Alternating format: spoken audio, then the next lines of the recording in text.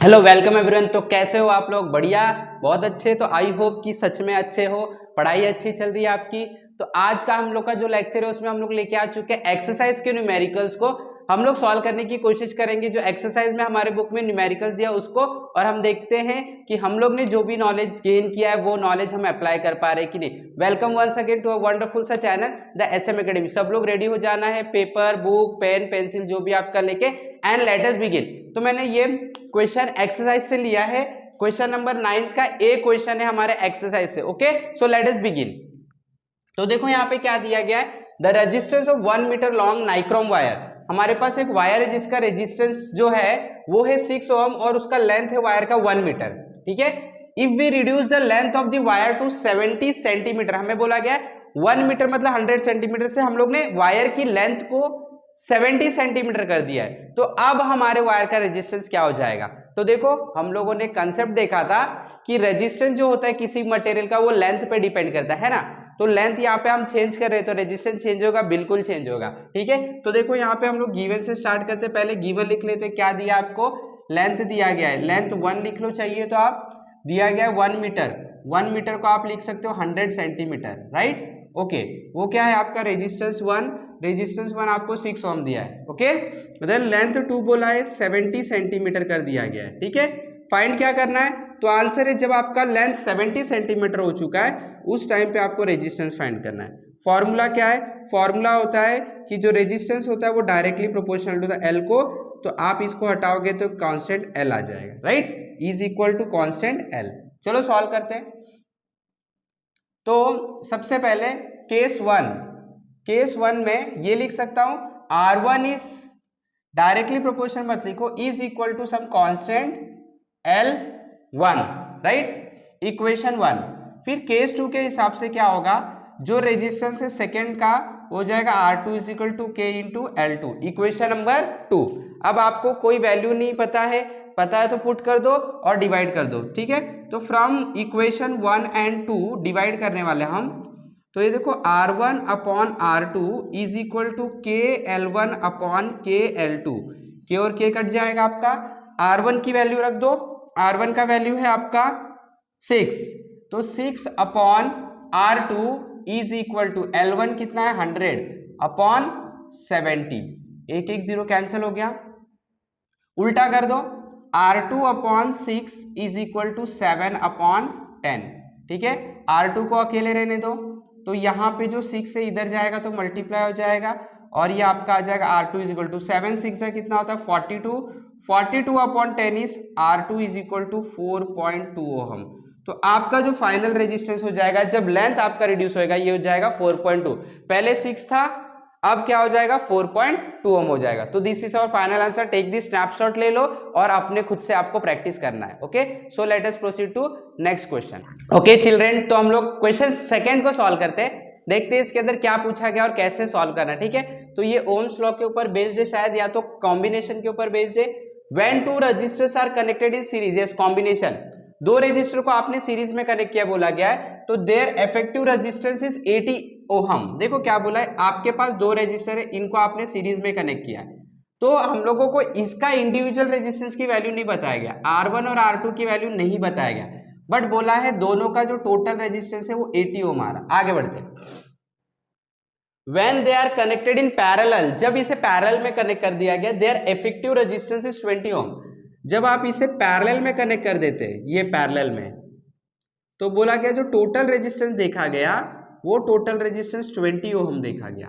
तो what are the values of two resistance, R1 और R2 की वैल्यू निकाल। बहुत सिंपल क्वेश्चन है। तो देखो गिवन में क्या क्या दिया, गिवन में दिया आपको R1 plus R2 is equal to 80 ohm, correct. Series में कैसा होता है, टोटल रेजिस्टेंस ऐड हो जाता है, और पैरेलल में क्या होता है 1 upon RP is equal to, हम लोग को ये दिया गया है 1 upon R1 plus 1 upon R2 is equal to 1 upon 20। ये क्या टोटल रेजिस्टेंस है, यही होता है। इसको क्रॉस मल्टीप्लाई कर लो, आप क्रॉस मल्टीप्लाई कर लो तो ये क्या हो जाएगा R2 plus R1 upon R1 into R2 is equal to 1 upon 20। ये टोटल रेजिस्टेंस है, इसको उल्टा कर दोगे, राइट, तो ये हो जाएगा आपका R1 into R2 upon R1 plus R2 is equal to 20/1 that is 20, ये आपको दिया गया है, ठीक है, ये और ये चीज, ठीक है, इससे हम लोग को सॉल्व करना है। चलो देखते हैं कैसे करेंगे। देखो अभी हम लोगों को पता है R1 प्लस R2 जो है वो है 80, करेक्ट, हम लोग को पता है, यहां पे मैं लिख देता हूं गिवन है। और second R1 into R2 upon R1 plus R2 is equal to 20, ये भी दिया गया, ये तो पैरेलल कॉम्बिनेशन है ना, पैरेलल में 20, तो पैरेलल में यही फॉर्मूला होता है, दोनों रजिस्टर का मल्टीप्लीकेशन अपॉन दोनों रजिस्टर का एडिशन।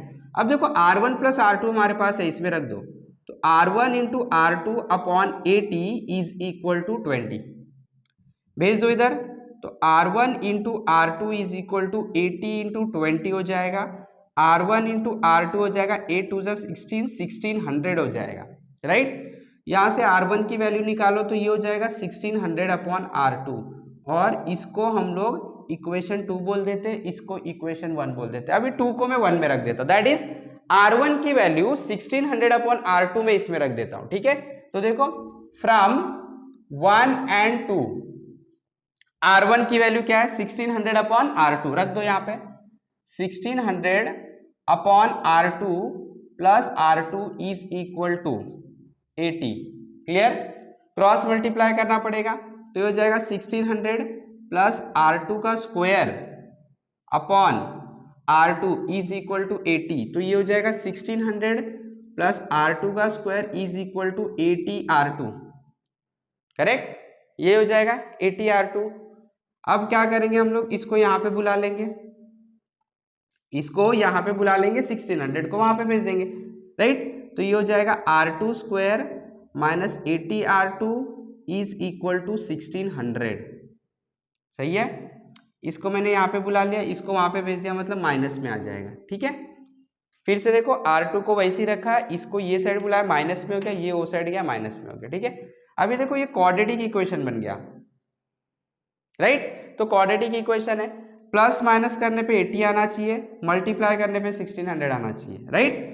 तो अगर हम लोग देखेंगे 1600, तो ये अगर मैं -40 और एक 40 ले लूँ और एक -40 ले लूँ तो आ रहा है, कुछ हमारा मिस्टेक हो रहा है, देख लेते हैं मिस्टेक क्या हो रहा है, क्योंकि ये मल्टीप्लाई करूंगा तो प्लस हो जाएगा, ये हमारा माइनस आ रहा है, और माइनस माइनस -80 तो परफेक्ट आ रहा है, ये प्लस आ रहा है। देख लेते हैं हम लोग क्या प्रॉब्लम हुआ है। 1600 अपॉन R2 प्लस R2, ठीक है, is equal to 80, cross multiply किया 1600 प्लस R2 का स्क्वायर अपॉन R2, ये वहीं पे था, ठीक है, कोई प्रॉब्लम नहीं हम लोगों को, ओके। उसके बाद 1600 प्लस R2 का square is equal to 80 R2, ये भी ठीक है। ये क्या है R2 स्क्वायर यहीं पे रखा हमने, इसको यहाँ पे बुला लिया, ओके, इसको भी यहीं पे बुला लेते हैं, प्लस 1600 इज इक्वल टू क्या बचेगा 0, ठीक है। चलो सॉल्व कर लेते हैं। तो आप देख सकते हो -40 आएगा, तो R2 square -40 R -40 R, right, plus 1600 is equal to 0, सही है। ये R2 आएगा, सॉरी, ठीक है। अभी इसमें से हम लोग क्या कॉमन निकाल सकते हैं, इसके अंदर से हम लोग R2 कॉमन निकाल सकते हैं, तो बचेगा आपका R2 -40, इसमें से मैं क्या कॉमन निकाल सकता हूँ, मैं 40 कॉमन निकाल सकता हूँ, और बचेगा R2 -40, राइट। देखो 40 इंटू R2 -40 R2 हो जाएगा, -40 इंटू -40 प्लस 1600 हो जाएगा, इज इक्वल टू 0। अब R2 -40 इज इक्वल टू 0 हो गया, और R2 -40 इज इक्वल टू 0 हो गया। तो यहाँ से अगर आप देखोगे R2 की वैल्यू 40 को उधर भेज दो, ये 40 हो जाएगा, और यहाँ पे भी R2 की वैल्यू क्या हो जाएगा 40। तो R2 का वैल्यू अगर दोनों से 40 आ रहा है, तो इसमें देखो रख दो, R2 अगर 40 है तो फ्रॉम 1 R1 प्लस 40 रख दो इज इक्वल टू 80, तो R1 की वैल्यू क्या आ जाएगा 40 उधर जाएगा, तो R1 भी आपका आ जाएगा 40, राइट। तो 10 R1 is equal to 40 ohm and R2 is equal to 40 ohm, this is our final answer. तो आपका आंसर है 40 ओहम और 40 ohm. Take the snapshot, practice करो। अब अगले क्वेश्चन की तरफ बढ़ते हैं। यस चलो बच्चों, तो हम लोग लास्ट के क्वेश्चन को सॉल्व करते हैं। तीसरा क्वेश्चन देखो क्या दिया गया question. If A charge of 420 coulomb flows through a conducting wire in 5 minutes, एक वायर है उसमें से 420 कूलम का चार्ज फ्लो रहा है 5 मिनट के लिए, what is the value of current. बहुत सिंपल क्वेश्चन, आपको करंट की वैल्यू फाइंड करना है। पहले गिवन लिख लो आप। गिवन में हमें दिया गया है कि चार्ज जो है वो है 420 कूलम और जो टाइम है वो 5 मिनट है। आपको मिनट को सेकंड में कन्वर्ट करना पड़ेगा। 60 से मल्टीप्लाई करोगे तो हो जाएगा, तो ये आपका आ जाएगा 300 सेकेंड। ठीक है, सिंपल। अभी आपको फाइंड क्या करना है, हमें फाइंड करना है करंट। फॉर्मूला क्या है आपका, हमने पढ़ा है current is equal to charge upon time. बस हो गया काम, सॉल्यूशन। बस एकदम सिंपल था, आपको खाली फॉर्मूले में रखना था, राइट। तो current is equal to charge 420 upon 300, cancel कर दो, ये आ जाएगा आपको 42 अपॉन 30। आप इसको कैंसिल करो 3 से कर देते हैं, तो 3 1 जा 3, 3 4 जा 12, और यहाँ पे 3 से करेंगे 10 आ जाएगा। इसको अभी 2 से कर दो, 2 7 जा 14, 2 5 जा 10, 7/5 डिवाइड कर लेते हैं हम। 7/5, 5 1 जा 5 माइनस 2 बचा 0.4, 5 4 जा 20। तो करंट की वैल्यू आपको आएगा 1.4 ampere. So this is our final answer, right. तो बहुत अच्छे से समझ में आ गया, आई होप। अच्छे से प्रैक्टिस करो, ये चैप्टर को अच्छे से समझने की कोशिश करो। न्यूमेरिकल्स तो आपको मिस ही नहीं करना है, सारे न्यूमेरिकल्स आपको प्रैक्टिस करना है, solved as well as unsolved numericals practice करना है। इसी सीरीज को आगे बढ़ाने के और एक वीडियो आएगा और लास्ट वीडियो होगा, उसमें आपका ये चैप्टर जो है वो कंप्लीट हो जाएगा। Till then study with us, अच्छे से पढ़ाई करते रहो, अपने दोस्तों को भी लेके पढ़ाई करो, उनको भी बताओ इस चैनल के बारे में, शेयर करो, सब्सक्राइब करो अगर आप लोग नए हो। And have a wonderful day, take care, thank you very much.